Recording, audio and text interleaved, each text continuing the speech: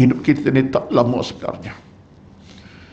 Kita ada masa nak bermain-main, nak ambil sekadar situasi hidup ni sekadar untuk kita anggap peluang kita nak berseronok.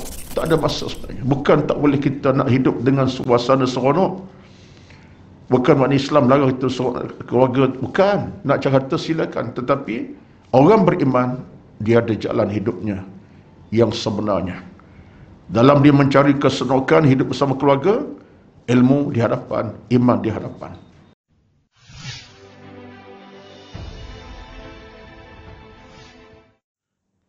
Al-Fatihah. أعوذ بالله من الشيطان الرجيم بسم الله الرحمن الرحيم الحمد لله رب العالمين الرحمن الرحيم مالك يوم الدين إياك نعبد وإياك نستعين اهدنا الصراط المستقيم صراط الذين أنعمت عليهم غير المغضوب عليهم ولا الضالين آمين. Assalamualaikum warahmatullahi wabarakatuh. Alhamdulillahi rabbil alamin. Wal aqibatu lil muttaqin. Wala udwana illa 'alal zalimin. Asyhadu an la ilaha illallah wahdahu la syarika lah. وأشهد أن محمدًا عبده ورسوله. ربنا عليك توكلنا وإليك أنبنا وإليك المصير. بسم الله الذي لا يضر مع اسمه شيء في الأرض ولا في السماء وهو السميع العليم. بسم الله الذي لا يضر مع اسمه شيء في الأرض ولا في السماء وهو السميع العليم. بسم الله الذي لا يضر مع اسمه شيء في الأرض ولا في السماء وهو السميع العليم. اللهم إنا نعوذ بك من البرص والجنون والجذام ومن سيء الأسقام. اللهم ادفعنا من البلاء والوباء والأمراض والبلايا والمصائب ما ظهر منها وما بطن. اللهم ارزقنا الخير والأمن والسعادة والسلامة والعافية والبركة والتوفيق والمغفرة إنك على كل شيء قدير. حسبنا الله ونعم الوكيل ولا حول ولا قوة إلا بالله العلي العظيم. اللهم رب اشرح لي صدري ويسر لي أمري واحلل عقدة من لساني يفقه قولي يا رب العالمين. أما بعد. أعوذ بالله من الشيطان الرجيم. بسم الله الرحمن الرحيم. فسبح بحمد ربك واستغفره إنه كان توابا. Maka perbanyakkanlah tasbih kepada Tuhanmu dan memujinya, dan mohonlah keampunan daripadanya. Sesungguhnya Tuhan kamu Allah, Tuhan yang Maha Pengampun. Surah An-Nasr.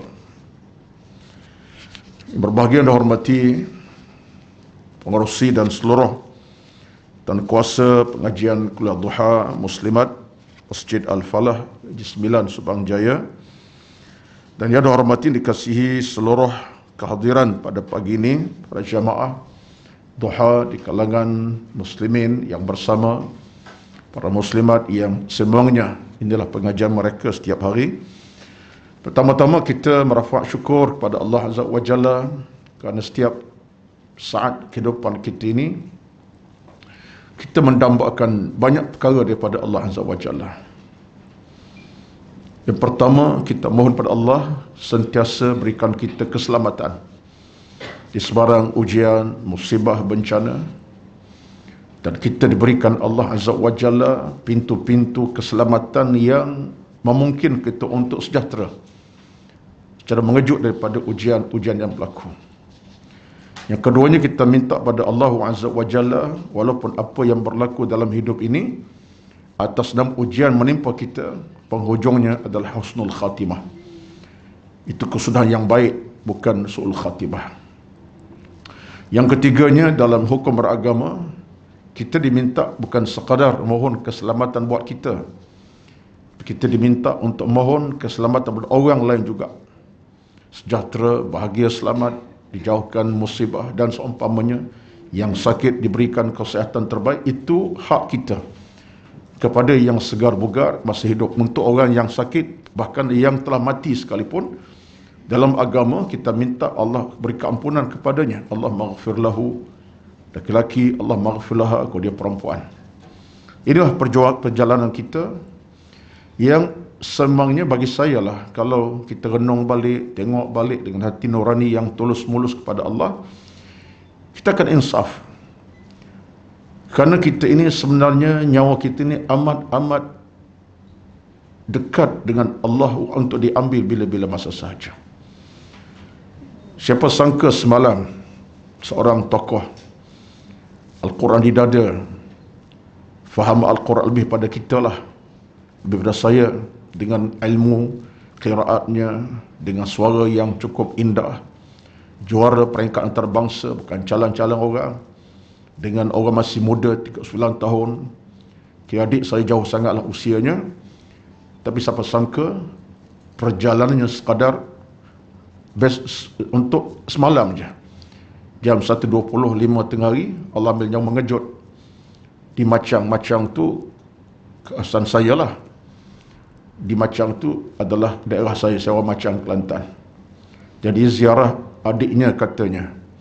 Ziarah kerana balik ke Kelantan untuk temu keluarga setelah rentas dibenarkan semenjak 14 bulan baru ni. Mana hari yang kelima di Kelantan, Allah ambil nyawanya, mengejut, meninggalkan isteri dan 5 anak yang masih kecil. Jadi tuan-tuan, benda-benda macam ni, bila kita dengar berita macam ni, ini menandakan Allah terlalu maha kaya, hebat, dan Allah maha agung dalam semua urusan kehidupan manusia. Apakah cerita-cerita begini tidak menginsafkan kita? Tidak jadikan kita insaf terhadap masa dan tempoh hidup ini terlalu singkat sebenarnya. Saya menangis semalam. Saya tak rapat sangat dengan almarhum, tapi pernah bertemu. Dan bila bertemu tu, kencang sembangnya. Sehingga dia sebut kat saya, Cik Wali, Tuan Guru, menghormati saya. Saya kata, Tuan Guru mungkin daripada satu sudut lah, tapi entah ni alim dalam Quran, dalam dada entah Quran, mana-mana ayat Al-Quran, faham kira macam-macam. Saya akur.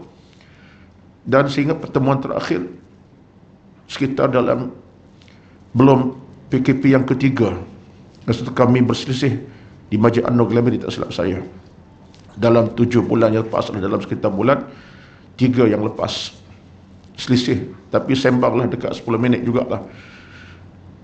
Jadi apa yang saya nak sebut ialah, bila kita dengar khabar-khabar begini, bahawa hidup kita ni tak lama sebenarnya. Kita ada masa nak bermain-main, nak ambil sekadar situasi hidup ni sekadar untuk kita anggap peluang kita nak berseronok. Tak ada masa sebenarnya. Bukan tak boleh kita nak hidup dengan suasana seronok. Bukan makna Islam larang kita keluarga. Bukan. Nak cara silakan. Tetapi orang beriman, dia ada jalan hidupnya yang sebenarnya. Dalam dia mencari keseronokan hidup bersama keluarga, ilmu di hadapan, iman di hadapan. Memandu dia. Dalam dia cari harta siang malam, pagi petang keluar bekerja, silakan. Tetapi dalam hidup dia cari harta, ilmu, iman di depan. Memandu dia. Bukan nafsu pandu. Inilah kita. Jadi apa yang saya sebut ini bukanlah saya nak mengungkitkan benda-benda yang sedih, tetapi sebenarnya itulah peringatan daripada Allah kepada kita. Wa ma tadri nafsun bi ayyi ardin tamut. Luqman ayat 34, ayat terakhir. Kamu tak tahu di mana kamu akan mati. Wa ma tadri nafsun madza taksibu ghadan. Kamu tak akan tahu apakah kamu akan buat besok, kamu lakukan besok hari. Kamu tak tahu. Setakat sekarang tahulah.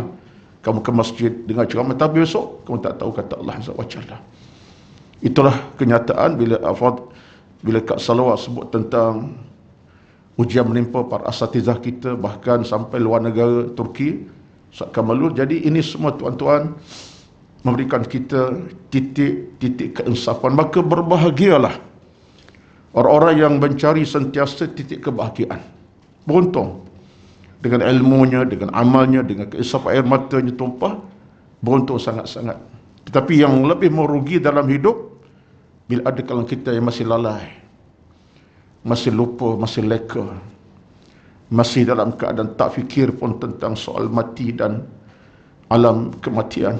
Ini orang paling rugi sama sekali. Paling rugi sekali tuan-tuan. Suatu Nabi ditanya oleh sahabat, siapa yang paling terbaik di kalangan manusia? Kata jawab Nabi, asyadduhum zikra lil mauti.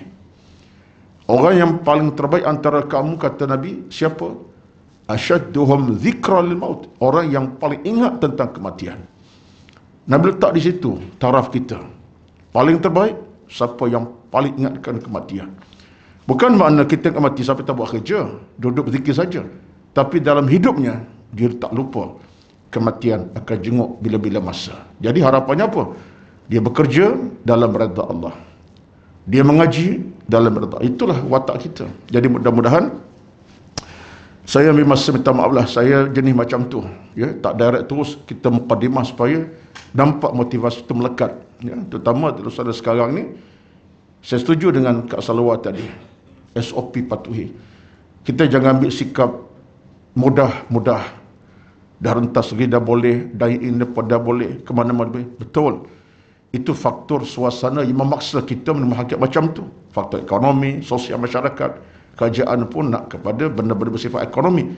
Tapi hakikatnya penyakit masih berlaku dan masih ada di mana-mana dan boleh menjangkiti siapa saja kalau tak cermat dan tak berhati-hati. Hari ini dalam berita pagi tadi Kak Salwa, New Zealand meningkat balik. Berita jam 7 saya baca dia pada Al Jazeera bahasa Arab lah. New Zealand meningkat COVID-19 dan menakutkan kerajaannya sedang berbincang apa tindakan yang rasional. Maknanya Allah Maha Kaya lah. Allah sepatutnya nak uji kita ni dengan ujian yang tak ada sempadannya. Allah sepatutnya nak uji dunia ni dengan ujian yang tak ada sempadannya. Apalah apa yang berlaku, kita doa kepada Allah, mudah-mudahan Allah berikan kita keselamatan kerana kita menjaga diri masing-masing dengan doa kepada Allah sepanjang waktu dan masa. Ini kekuatan kita.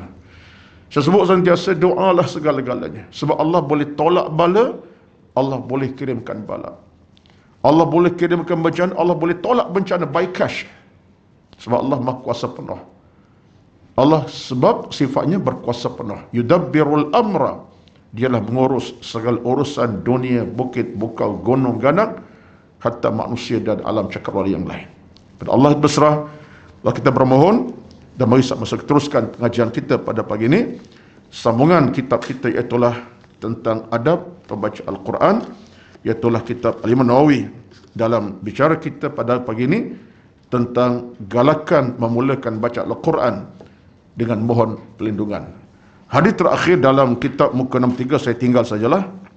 Saya nak pindah kepada page 64 dalam kitab kita, galakan memulakan bacaan Al-Quran dengan mohon perlindungan.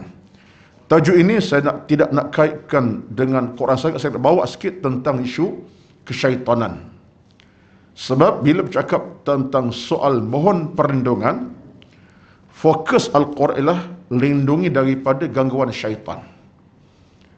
Saya nak fokuskan sikit tentang di mana bahaya syaitan dan apa sifat-sifat syaitan itu sendiri. Jadi pada pagi ini mungkin saya baca 2-3 perenggan saja, saya akan fokus kepada isu kesyaitanan dalam konteks agama. Ini sebagai satu sumbangan untuk memahami tentang konteks tajuk dan kefahaman tentang isu yang kita nak bincangkan. Baik, bacaannya. Galakan memulakan bacaan Al-Quran dengan memohon perlindungan. Tengok tuan-tuan. Tajuk pun Imam Nawawi letak dengan satu titipan cukup menarik. Ini yang buat tajuk ni bukan penulis biasa ni. Imam Nawawi ni terjemah macam itulah. Sampai tak nak baca Quran pun kita minta Allah bagi kita perlindungan. Baca Quran dah, tu nak baca ayat Quran dah, ya ayyuhallazina amanu ke ayat apa saja. Tapi dalam agama ni minta dengan Allah perlindungan. Jadi kalau baca Quran minta perlindungan, apa kata nak makan nak minum, nak keluar rumah, nak start pekerjaan, nak start kenderaan balik ke kampung, nak bawa kereta ke pejabat, nak keluar pada rumah untuk urusan dunia, apa lagi? Kalau baca Quran pun digalak kita mula dengan isti'adzah, mohon Allah lindung pada segala-galanya. Bayangkanlah urusan dunia kita sekarang ni. Urusan harta, urusan pekerjaan, nak keluar rumah, nak hantar anak ke sekolah, nak hantar anak ke tuition, nak kita ke pejabat, nak kita ke masjid, apa lagi. Jadi bayangkan, menunjukkan bahawa setiap saat, waktu, ketika kita mesti terikat dengan Allah Azza wa Jalla. Dialah Tuhan pemberi rezeki, keselamatan, keamanan, kebahagiaan. Jadi orang yang tak terikat dengan Allah ni payahlah hidupnya. Makan pun tak ada doa, keluar rumah pun tak ada doa, bawa kenderaan tak ada doa. Ini yang orang macam seorang berlepas dengan Tuhan. Jadi agama ni dia nyusun hidup kita dengan Tuhan. Hidup kita disusun dengan baik, sempurna. Sebab apa? Sebab agama ni memang jaga kita daripada masalah yang boleh bawa kepada kecelakaan, ataupun seumpamanya kita nak keselamatan. Jadi ini agama yang jadikan kita ni tak boleh tidak, mesti dengan Allah melekat. Bahasa sekarang online dengan Tuhan, online. Kita punya di online dengan Tuhan 24 jam. Sehat, sakit, demam, di rumah, keluar rumah, nak baca Quran, nak sembahyang, nak makan minum, semesti ada dengan Allah online. Kenapa? Sebab kita nak pintu keselamatan, keamanan berada dengan kita, kerahmatan dan segala-galanya. Baik. Tajuk ni bagi saya satu tajuk yang begitu motivasi lah. Kalau nak baca Quran pun diminta kepada Allah perlindungan, apalagi kerja kita, kerja yang di luar daripada bacaan Quran. Itu kenyataannya. Apa kata Imam Nawawi? Apabila seorang ingin memulakan bacaan Al-Quran, digalakkan mohon perlindungan isti'adzah dengan membaca a'udzubillahi minasyaitanir rajim. Artinya, aku berlindung dengan Allah daripada syaitan yang direjam. Inilah dinyatakan oleh jumhur ulama. Seorang salaf berkata, dia hendaklah membaca isti'adzah, membaca Al-Quran berdasarkan firman Allah. Ada dalil pada Al-Quran surah An-Nahl ayat 98. Apa kata Allah Azza wa Jalla?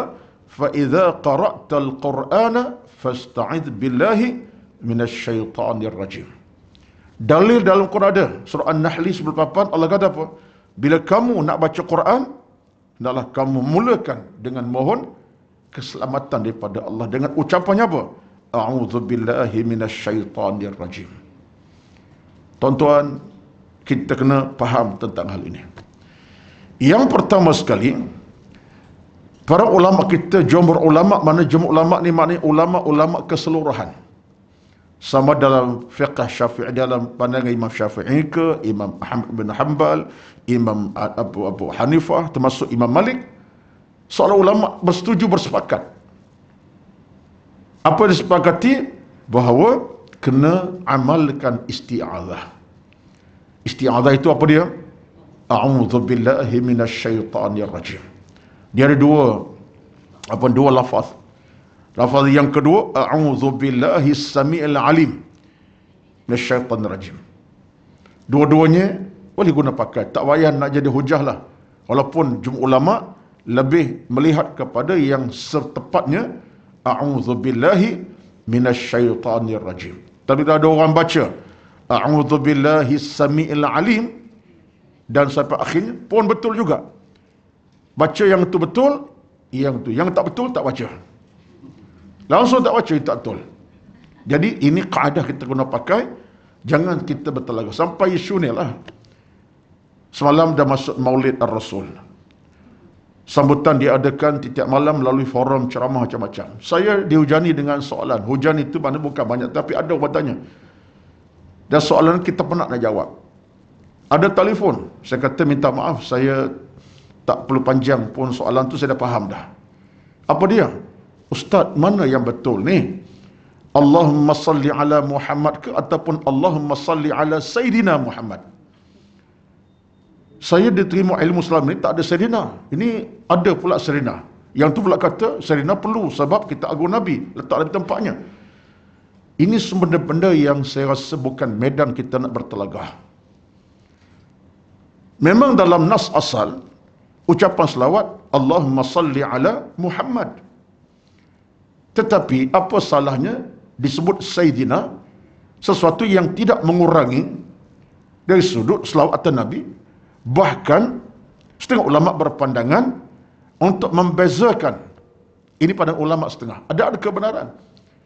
Kalau sebut Muhammad saja, macam kawan kita je, Muhammad juga. Contohnya, bila tak Sayyidina itu, mana tuan kami. Sayyid mana tuan. Yang kita letak sebagai orang yang paling atas. Penghulu kami. Penghululah mudah-mudahnya. Jadi bila disebut Sayyidina Muhammad itu nama penghulu kami.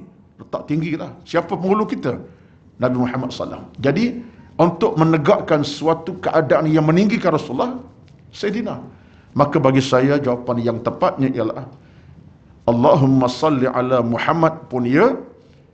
Dan bacaan yang kedua Allahumma salli ala Sayyidina pun sama. Itu bacaan yang boleh kita terima. Tidak batalkan salat dalam kita bersalat ketika baca tasyahud dari awal akhir, dan tidak apa-apa menambahkan pada sudut kebaikan, melainkan semuanya ada di sana kemuliaan Allah Azza wa Jalla. Jadi soal ini tak perlu kita nak bertelagah, kerana ada WhatsApp guru yang bincang sembang santai, sembang kencang hingga peringkat meletakkan kesilapan pada orang yang sebut Sayyidina, dan yang kata tak di sini pula menyatakan orang ni memang tak hormati Nabi sallallahu alaihi wasallam. Jadi selawat tetap selawat. Ini sebagai contoh yang mudah. Sama cerita dengan kalimah auzubillah tadi. Yang sebut a'udzubillahi minasyaitanir rajim mendapati kehendak perintah agama. Dan yang disebut a'udzubillahi samil alim dengan ditambah al-alim pun menepati kerana kamu semua ulama kita lakukan. Ini tidak masuk dalam bid'ah tak bid'ah. Bid'ah cerita yang lain. Baik. Jadi isunya ialah ini di antara pada pernyataan ulama kepada kita. Baik. Saya nak berhenti setakat tu, saya nak pergi kepada isu. Kenapa kita diminta supaya ucap kalimah isti'adzah ini? Besar sangat ke isti'adzah ni. Pertama, besar. Besar sebab apa? Allah sebut Al-Quran. Allah yang sebut. Apa kata Tuhan? فَإِذَا قَرَأْتَ الْقُرْآنَ فَاسْتَعِذْ بِاللَّهِ. Allah perintah kita baca isti'adzah. A'udzu billahi minasyaitanir rajim. Bila Allah perintah, ia satu benda yang besar dan mulia. Tak boleh kita anggap mudah. Yang keduanya ialah kejahatan syaitan. Kedurjanaan syaitan.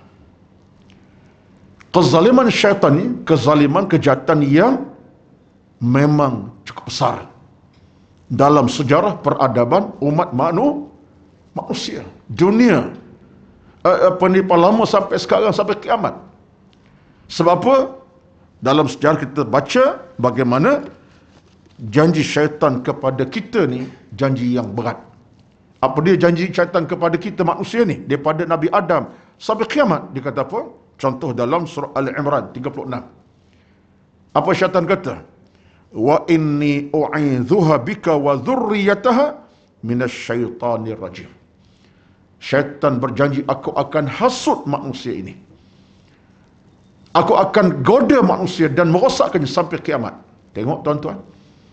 Kalau syaitan berjanji macam tu depan Allah ni, untuk ganggu kita sampai kiamat, bukan seorang, keturunan kita sekali, ini mana satu jinayah yang teragung, yang boleh membahayakan kita.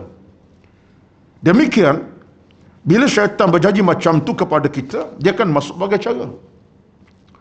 Dia akan masuk tengah-tengah buat jahat, lagi mudahlah. Tengah buat maksiat, minum arak, berjudi, berzina, lagi mudah syaitan masuk. Ni tengah buat baik pun, syaitan boleh masuk. Nak derma dah ni. Nampak tabur jalan, keluar duit RM2, RM10. Bagus dah derma tu. Sebab apa? Nak membantu pihak jawatankuasa masjid minta derma contohnya. Tengah derma tu boleh keluar satu ingatan pada kita, tunjuk orang sebelah. Aku keluar RM10, yang dia RM11 je. Tiba-tiba syaitan boleh ganggu tengah derma tu, niat kita dah berubah. Nak tunjuk lebih pada orang. Buka RM10 tu, lama slow motion masuk dalam tabung. Supaya orang sebelah nampak. Apalagi kalau minta sampai RM400-500. Hati dah berubah dah. Syaitan masuk jam tu juga. Jarumnya masuk jam ketika nak sombang itu. Niat kita kata apa? Aku nak tunjuk orang sebelah. Aku banyak pada dia. Habis. Tengah buat kebajikan tu. Tengah nak derma tu. Datang riak. Secara tiba-tiba. Berlaku dah. Berlaku. Yang gua tu ada pengalaman lah tu. Ya. Contohlah. Berlaku. InsyaAllah lah tak kepada kita lah kan. Tapi benda macam tu, tengah buat benda baik, syaitan boleh masuk. Tiba-tiba. Subhanallahil azim. Memang jahat sungguh makhluk syaitan ni. Sebab itulah maka kejahatan ni, kejahatan yang tidak boleh dipandang mudah. Bahkan dalam Al-Quran surah Al-An'am 112, Allah sebut tentang apa kata dia kepada Allah Azza wa Jalla. وَكَذَلِكَ جَعَلْنَا لِكُلِّ نَبِيٍّ عَدُوًا شَيَاطِينَ الْإِنْسِ وَالْجِنِّ. Allah sebut, dan kami memang jadikan tiap Nabi dan semua kata syaitan sebagai makhluk yang paling jahat sekali. Allah sebut, hati-hati. Bukan takat kamu yang diuji. Nabi-Nabi pun diuji. Cuma beza Nabi bukan mudah nak masuk lah syaitannya. Gagal. Tapi kita ni mudah sangat lah. Tengah buat maksiat lagi cepat. Nak buat baik pun syaitan boleh masuk dalam hati kita. Tapi Allah sebut Quran, Nabi-Nabi pun Allah uji. Sebab saya pernah sebut kat sini satu cerita. Nabi Yahya, Allah takdirkan dia boleh nampak rupa syaitan yang sebenar. Tapi syaitan datang rupa manusia. Rupa manusia. Dengan janggunya agaknya dengan lelaki lah, rupa lelaki. Tapi Nabi Yahya, Nabi. Dia ada sesuatu yang Al-Qadir. Dia berperasan ini syaitan bukan manusia. Rupa manusia tapi syaitan. Jumpa dia, Nabi Yahya. Lalu bila masuk ke tempat Nabi Yahya, dia pun datang, diucapkan, wahai Yahya, Nabi Yahya, aku nak jumpa dengan kamu. Bercakap dengan kamu. Sonok dia.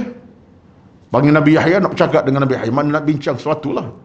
Datang penuh hormat. Nabi Yahya kamu, Nabi Yahya pun terima. Nabi kata, sila.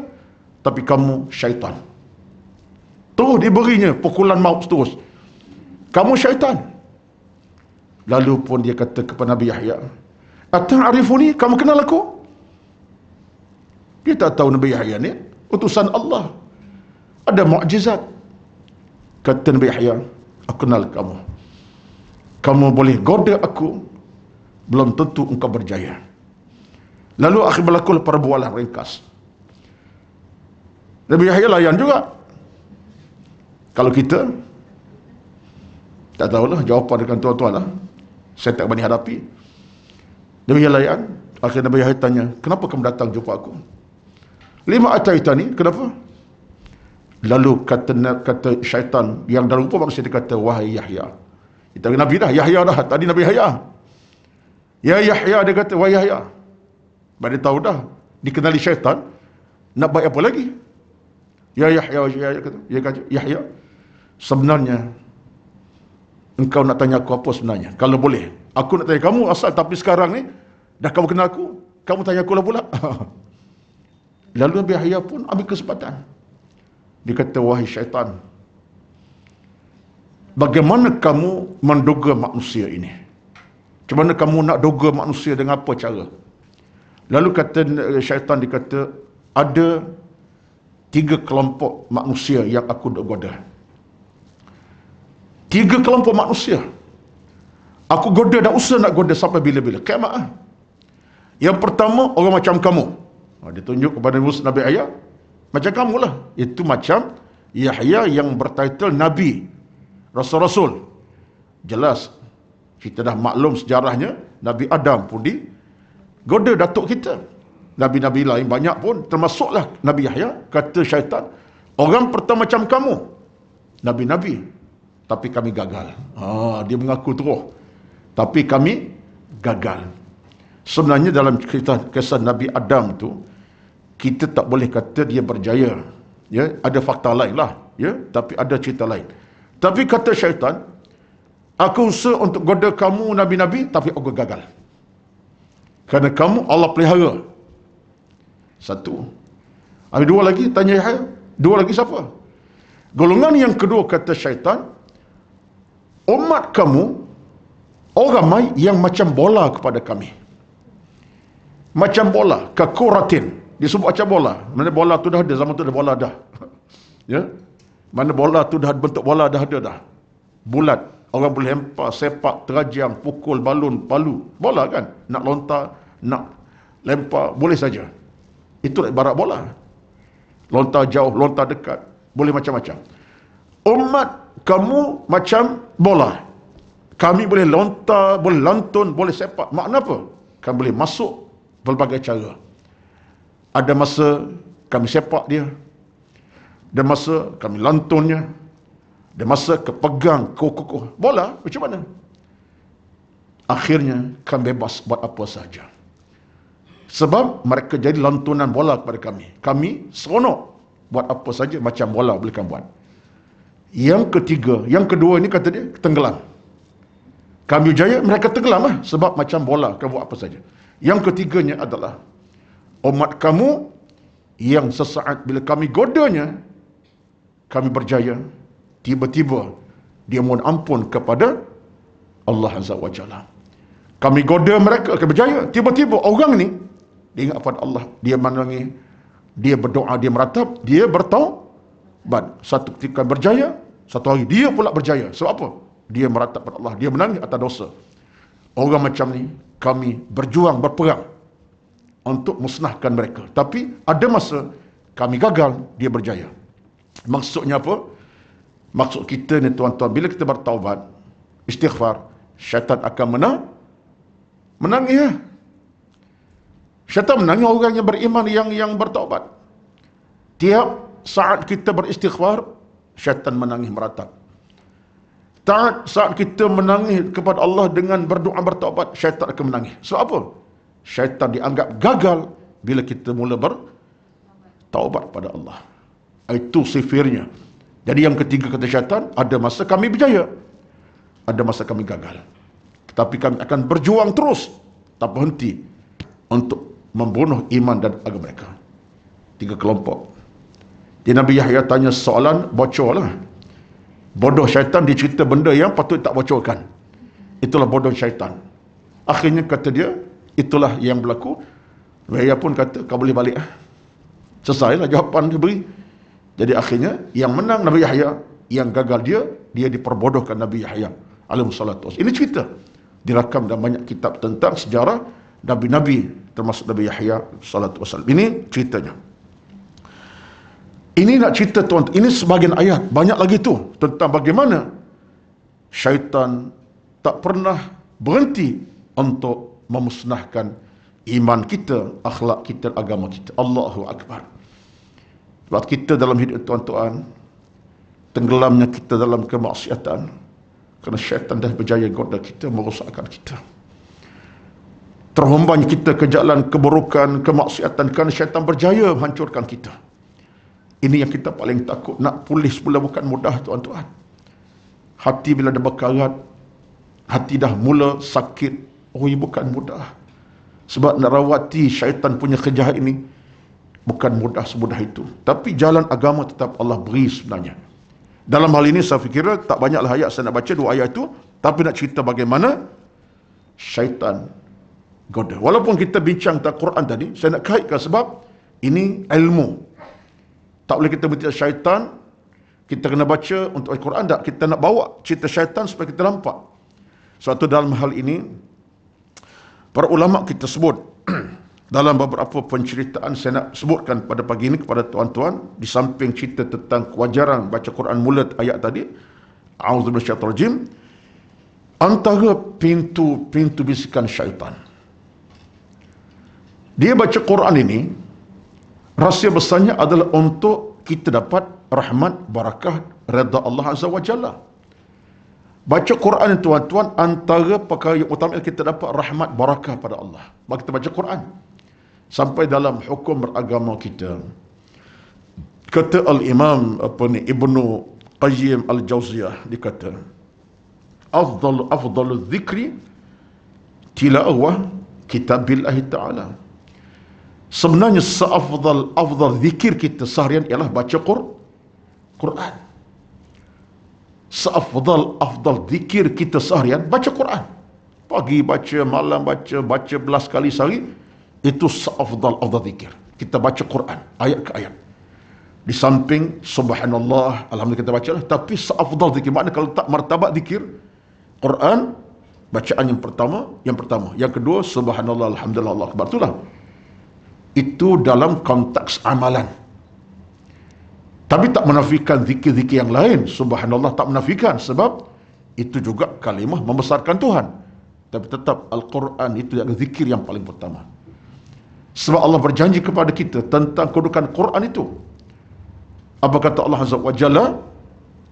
Inna nahnu nazzalna dzikra wa inna lahu lahafizun.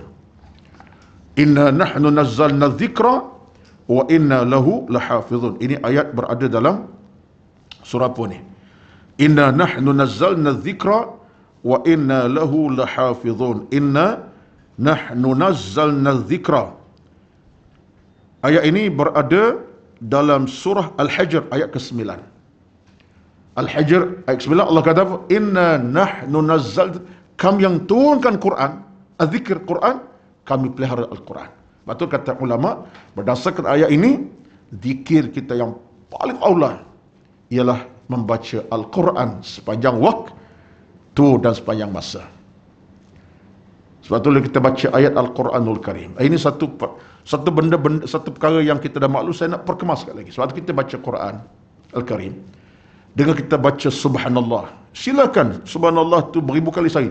Itu kewajaran kita baca. Tapi nak cerita Quran jangan main-main. Kita baca satu ayat sahaja. Berapa puluh pahala di sebalik ayat. Satu huruf 10 pahala. 2 huruf 20 pahala. Bayangkan kalau 5 ayat 10 ayat, berapa ribu pahala dapat. Ini Quran tuan-tuan. Jadi sebab itulah orang yang sentiasa baca Al-Quran sepanjang waktu, malam ke siang, siang ke malam, pagi, dini hari, senja, tak miss Quran. Anda telah letakkan zikir itu sebagai zikir harian yang terbaik sekali.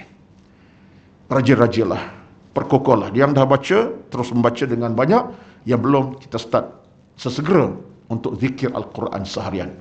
Baik apapun ayat dibaca. Hatta keluar Allah sekalipun, tak ada masalah. Hatta surah yang paling ringkas pun, tak ada masalah. Yang pentinglah Quran. Baik, itu satu.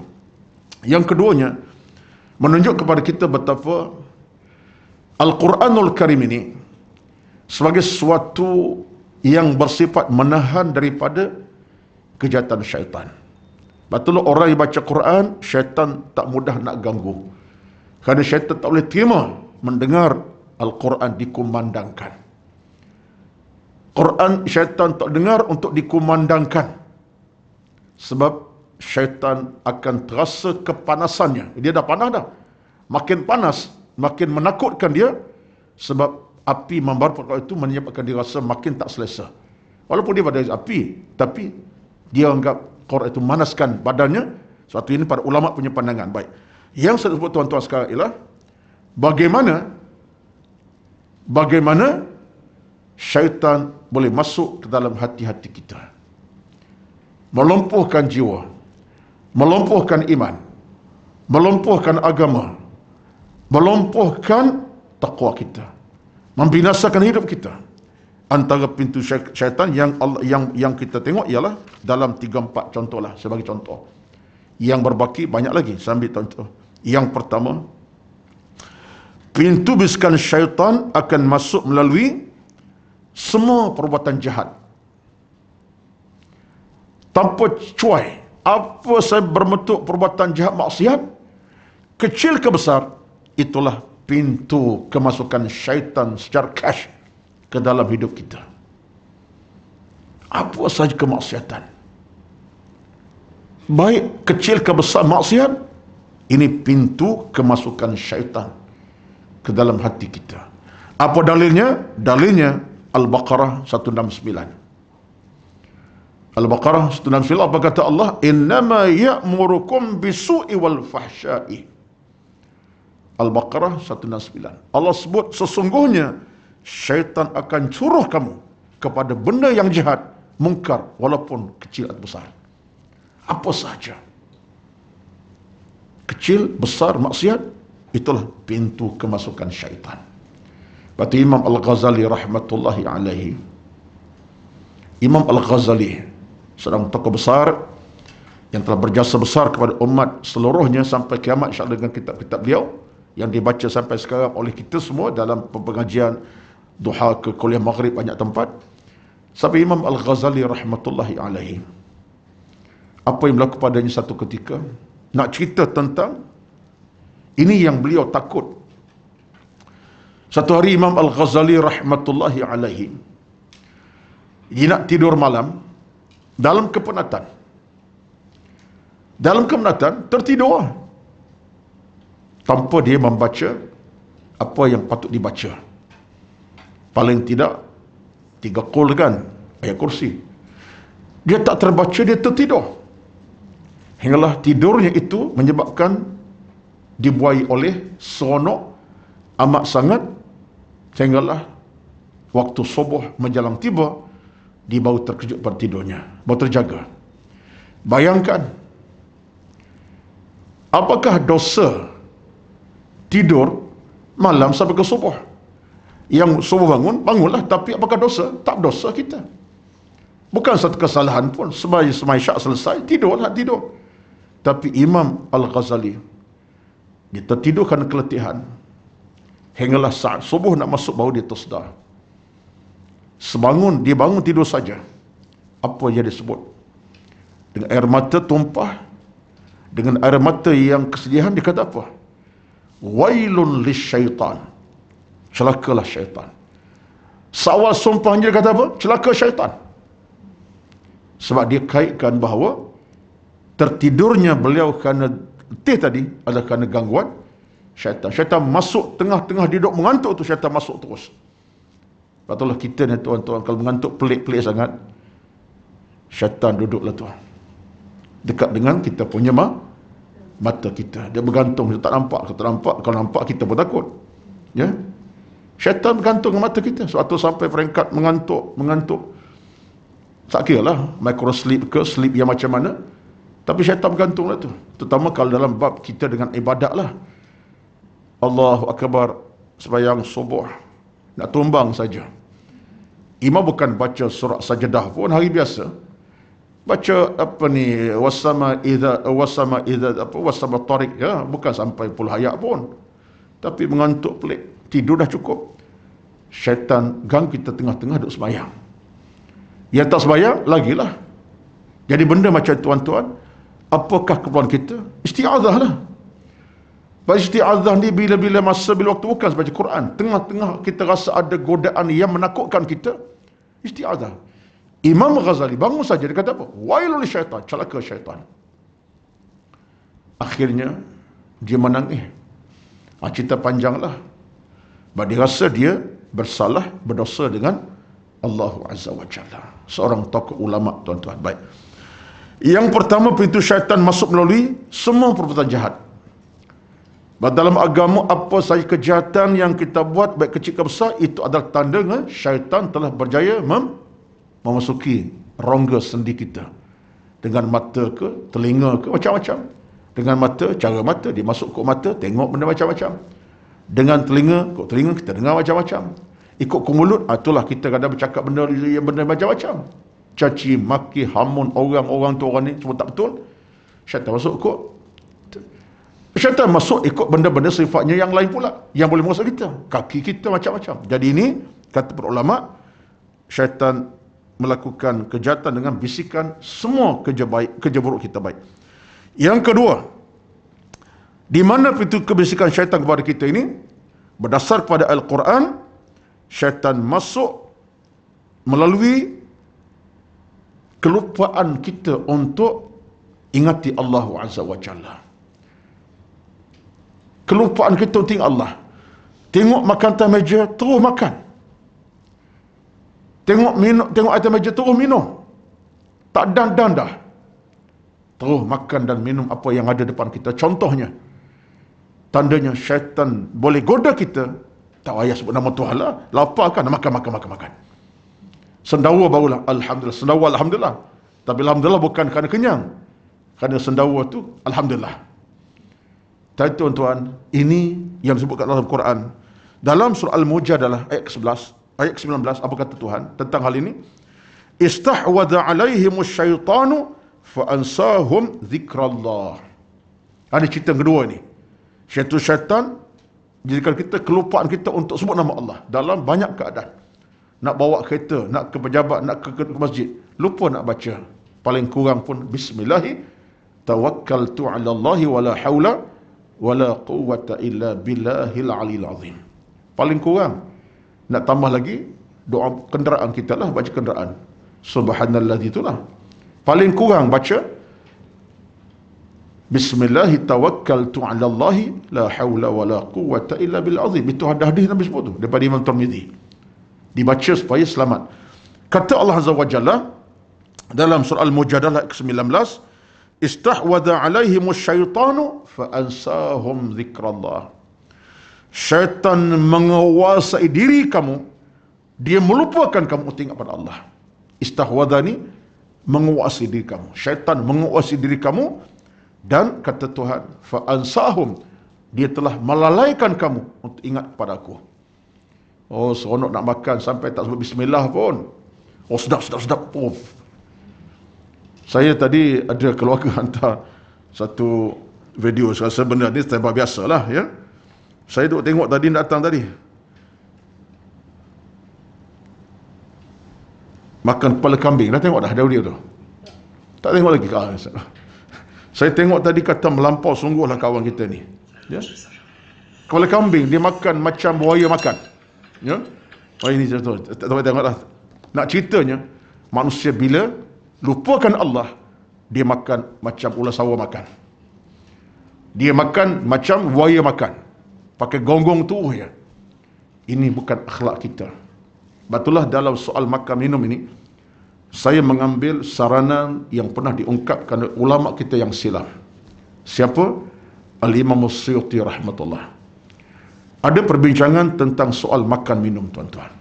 Demi Allah, kata dia, dalam isu ini, sebenarnya kita soal makan minum, walaupun ais teguk ataupun nasi sesudu, apa saja kuih sepotong, kita kena ingat bahawa makanan itu, walaupun kuih sepotong, ada rezeki Allah Azza wa Jalla.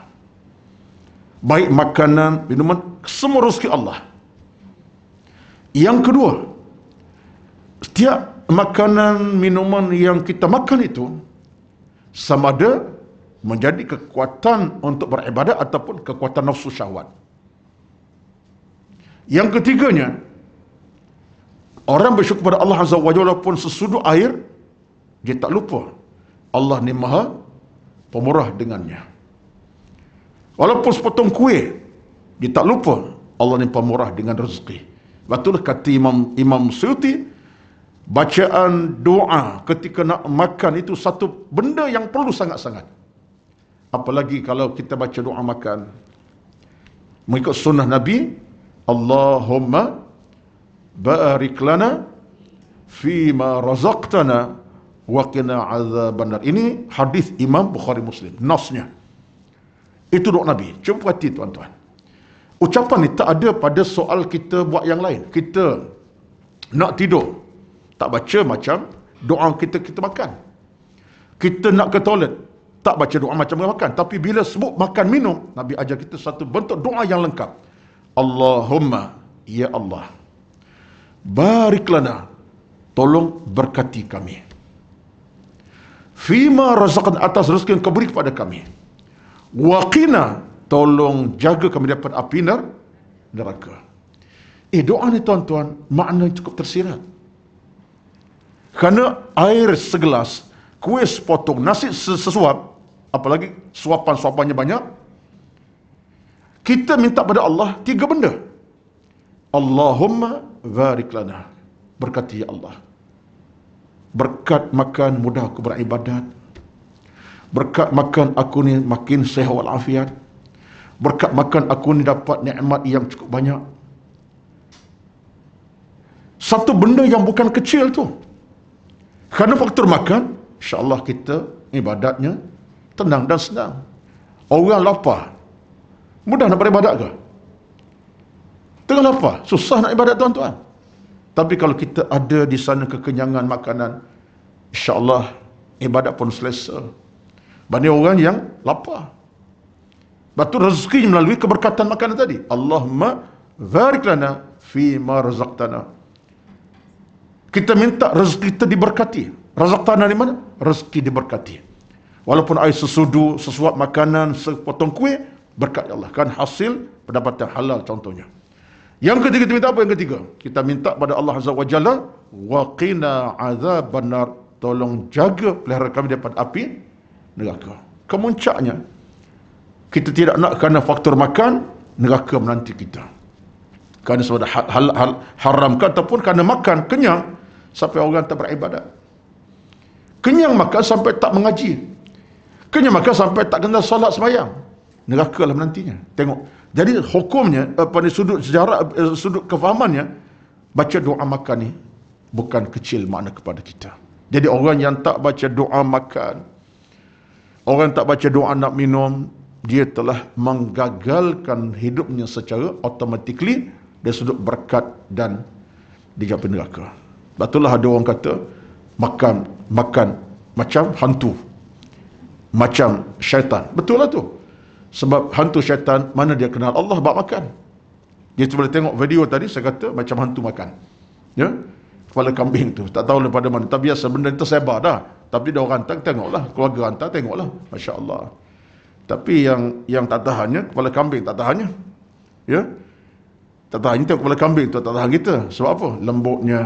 Ya, kena pula kita juga peminat nasi Arab, sesusah hati jugalah. Ya, kepala kambing tu sedap, tapi cara makan tu melambangkan ada agama di sebaliknya. Baik. Jadi yang keduanya ialah syaitan lupa kita dapat ingat pada Allah dalam bentuk-bentuk tertentu. Kemudian yang ketiganya ialah syaitan boleh masuk dengan cara mana kepada kita ni? Pujuk rayunya. Buatlah, tak buat rugi ni. Ni peluang keemasan. Besok belum tentu ada peluang lagi. Hari ni peluangnya. Dipujuk rayu kita. Tak buat sekarang rugi ni. Ini satu nikmat besar ni. Orang tak tahu, orang tak nampak. Contoh kalau bab tak nampak, tak tengok. Orang bukan tahu pun. Kamu dengan benda ni saja, bukan orang tahu pun. Siapa tak tahu? Tak buat sekarang rugi. Besok lusa tak ada dah. Mati besok kamu kot. Contohnya. Dipujuk rayu kita. Tak payah bangun lagi lah. Tidur lagi lah. Tidur pukul 4:30 pagi. Pukul 8 bangun lah. Kan cuti hari ni. Contohnya. Bab ibadat. Contohnya. Tipulah pelanggan kamu. Kalau kamu tak tipu, tak untung besar. Ini dia ni tak tiap pun. Tipulah. Harga 100, tak beli 500 contohnya. Itu orang bodoh beli tu. Contoh dalam bab perniagaan. Contohlah tuan-tuan. Kata kat dia ni buah baru bagi semalam. Dia bukan nak cek sangat pun. Biar berilah harga mahal. Buahnya tak elok. Contoh. Ini contoh-contoh yang berlaku. Ya. Bukan kata siapa-siapa ni. Tapi berlaku gangguan syaitan cara pujukan. Inilah yang Allah sebut dalam Al-Quran. Allah sebut dalam ayat Al-Isra 53. Dalam surah Al-Isra 53 Allah kata apa? Wa inna syaitana yanzaghu bainahum inna syaitana kana lil-insani aduwwan mubina. Syaitan itu kata Allah yanzagh ni menghasut. Dia akan cuma merayu kamu, memujuk kamu dengan pujukan-pujukan yang melemahkan iman kamu. Ini Quran sebut. Yang zaru dengan mana? Memujuk, menghasut, dan dia akan jadikan kamu terpesona dengan rayuannya. Jadi benda macam tuan-tuan berlaku. Jadi kesimpulannya, ada 4 dan 5, tak apalah kita tengoklah kemudian hari. Kesimpulannya, bila sebut isti'adzah ni, dia bukan satu kalimah yang kecil makna. Apalagi dalam kerangka kejahatan yang syaitan janji. Kalau Quran pun kena baca isti'adzah. Isu Quran tadi kan. Padahal Quran tu bacaan yang mulia. Bismillahirrahmanirrahim, Alif Lam Mim Yasin ke Al-Mulk ke akhir. Pun kata Allah, fa idza qara'tal Qur'ana fasta'iz billah. Supaya baca Quran dengan bismillah, dengan apa? Dengan isti'adzah. Sebab apa tuan-tuan? Sebab dalam hal ini boleh jadi bersebabnya ada. Antara sebabnya boleh jadi kalau kita sebagai seorang yang bijak baca Al-Quranul Karim, pandai baca Quran pun suara bagus, mantap, suara ala-ala juara qari antarabangsa jugalah. Tak pasal pun qari peringkat daerah Subang Jaya contohnya. Suaranya mantap, makhraj pun betul, tajwid pun masya-Allah betul. Kita pula ajar orang tentang Quran, kita baca pun harapan orang puji kita. Oh, baca Kak Salwa memang hebat bacaan. Contoh Kak Salwa ya. Jadi bila orang sebut Kak Salwa hebat, Kak Salwa pun kembanglah hidungnya 3 jam setengah. Contoh. Harapannya apa? Orang puji. Boleh jadi kita Quran dah baca, tapi semangat kita tak betul. Minta orang puji. Padakan ikhlas. Contohnya, contoh yang tak baiklah bagi Kak Salwa, tapi tak berlakulah Kak Salwa macam tu. Nak cerita tuan-tuan, ketika itu wajar kita baca a'udzubillahi minasyaitanirrajim. Kita pula baca ajar Quran kat orang. Anak murid kita 10 orang ni memang jahil Quran belaka. Kak Limah umur 45 baru nak mengaji Quran. Kak Minah umur 60 baru nak hadap Quran. Kak Tijah pula 78 baru nak baca Quran. Contoh ni. Ini Kak Limah dia bukan Subrajaya, dia duduk Seberang Jaya. Ya. Dari belah mana? Marah harus belajar pula kat saya. Boleh jadi orang-orang ni tak erti Quran pun, tapi yang mengajar Quran dalam usia baru 30-an, 40-an, qari daerah pula, menyebabkan boleh jadi ketika itu dia ajar Quran dipelekehkan orang lain. Apalah Kak Timah umur 60 pun ajar Quran. Lewat sangat Kak Timah. Gigi pun dah gugur dah tu. Contohnya. Ketika itu dia angkuh dah. Syaitan dah masuk. Kamu hebat, tengok kakak-kakak kamu tu jahil belaka. Menyebabkan kita mungkin terasa tegah. Bila Kak Limah baca salah, itulah Kak Limah, kenapa tak mengaji awal-awal? Memang bangang sungguh contohnya. Itu pasal nak berbalah. Tapi jiwa kita dah keruh pada masa itu. Syaitan masuk. Contohnya banyak lagi tuan-tuan. Seorang yang bertaranum, tengah taranum itu, oh aku taranum sikah bayati ni, orang tak buat macam aku. Sebab orang dengar, bukan 100 orang, 1000 dengar ni. Live pula ni contohnya. Dia datang tak? Ini yang payah ni. Jadi bila Allah sebut nak baca Quran, minta Allah jauhkan syaitan. Sebab apa? Supaya keikhlasan itu muncul. Apalagi baca Quran. Ada hadis yang disebutkan. Hadis tentang seariak di padang mahsyar. Ada 4 manusia, salah satunya ialah bila Allah tanya, kenapa kamu dulu apa kebaikan kamu? Oh, dia kata, saya ni Tuhan qari, saya ni jenis suka baca Quran dan menyampai Quran. Allah kata apa? Hadis ni, kazabt, bohong kamu.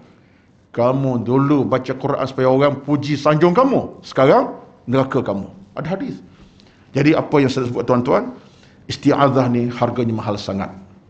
Nak buat yang baik pun isti'adzah, apalagi benda-benda yang sifatnya kejahatan syaitan. Jadi kesimpulannya, itu dia lah untuk hari ini. Bersambung next program. Jangan ke mana-mana, bertemu kembali akan datang insya-Allah. Sebab saya hari ini memang minta maaf, saya baca hanya 3 paragraf, tapi saya nak kena sebut. Sebab ini cerita syaitan yang tak pernah selesai perbincangan ilmunya. Banyak lagi lah hal-hal yang berkaitan dengan syaitan, kejahatannya dan keburukannya yang digambarkan Al-Quranul Karim. Kerana syaitan ini sampai satu masa dia minta pada Allah SWT, berilah umurnya panjang. Betul, antara makhluk yang umurnya panjang syaitan lah. Sampai dia minta pada Allah dalam surah Al-Hijr, tadi Hijr yang ke-9 kan? Ini Hijr ayat ke-37. Ayat Al-Hijr 37 Allah kata apa? Qala fa innaka minal munzarina ila yaumil waqtil ma'lum. Dia minta, wahai Tuhan, panjanglah umur aku sikit sampai kiamat. Aku nak hidup lama, nak goda manusia sampai kiamat. Lalu Allah kata, kamu diberi keizinan. Allah kata apa? Qala fa innaka minal munzarin, kamu ni sampai bila-bila kamu boleh hidup. Jadi jangan kata Allah tidak adil, Allah silap, Allah bagi dosa. Allah nak uji kita lah tuan-tuan. Jadi ada cerita yang lain, berbaki kita sambung insya-Allah akan datang dengan perbincangan yang masih lagi belum selesai, galakan baca Quran dengan memohon perlindungan kepada Allah Azza wa Jalla. Mudah-mudahan Allah sentiasa memberikan kita restu keimanan, kebaikan yang berterusan, pahala berpanjangan, dan utama juga ialah kesihatan yang terbaik, tak diganggu oleh wabak musibah, untuk tujuan ibadat kita dipermudahkan Allah Azza wa Jalla. Kepada yang tak sihat, mohon keselamatan. Termasuklah pada hari ini saya diminta oleh rakan kita untuk bacakan doa cucu saudara saya, nama Muhammad Luth Zarif bin Muhammad Fahmi Izwan, 3 bulan akan jalani operasi jantung. Allahu Akbar. 3 bulan akan jalani pembelian jantung pada 22 bulan 10. Lusalah. Allahu Akbar. Di hospital swasta Pulau Pinang. Allah uji anak kecil ini.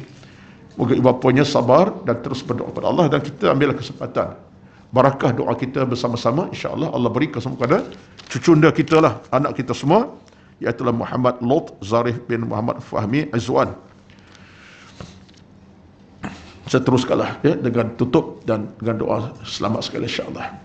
Al-Fatihah. A'udzubillahi minasyaitonir rajim. Bismillahirrahmanirrahim. Alhamdulillahirabbil alamin. الرحمن الرحيم مالك يوم الدين إياك نعبد وإياك نستعين اهدنا الصراط المستقيم صراط الذين أنعمت عليهم غير المغضوب عليهم ولا الضالين آمين. بسم الله الرحمن الرحيم. الحمد لله رب العالمين والصلاة والسلام على سيدنا محمد وعلى آله وصحبه أجمعين. اللهم إنا نسألك السلامة والعفو والعافية برحمتك يا أرحم الراحمين. اللهم ارض عنا يا كريم إنك سميع قريب مجيب الدعوات يا قاضي الحاجات. اللهم ربنا ظلمنا أنفسنا وإن لم تغفر لنا وترحمنا لنكونن من الخاسرين. اللهم ربنا تقبل منا إنك أنت العليم الحكيم. لا إله إلا أنت سبحانك إنا كنا من الظالمين.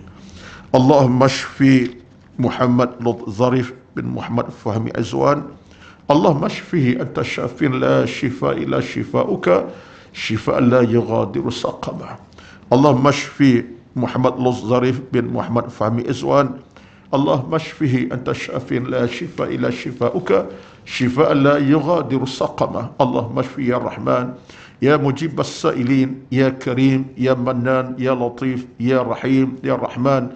إنك أنت الله الواحد الأحد الفرد الصمد الذي لم يلد ولم يولد ولم يكن له كفوا أحد. ربنا تقبل منا إنك أنت العليم الحكيم. ربنا تقبل منا إنك أنت العليم الحكيم. ربنا تقبل منا إنك أنت العليم الحكيم. بسم الله الذي لا يضر مع اسمه شيء في الأرض ولا في السماء وهو السميع العليم. نعوذ بكلمات الله التامة من شر ما خلق. ربنا آتنا في الدنيا حسنة وفي الآخرة حسنة وقنا عذاب النار.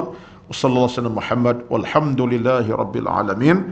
Mudah-mudahan doa kita diberkati Allah, dipermudahkan urusan kita dan urusan kesihatan anak-anak kita yang kecil baru 3 bulan tadi. Amin amin bil alamin. Wassalamualaikum warahmatullahi wabarakatuh.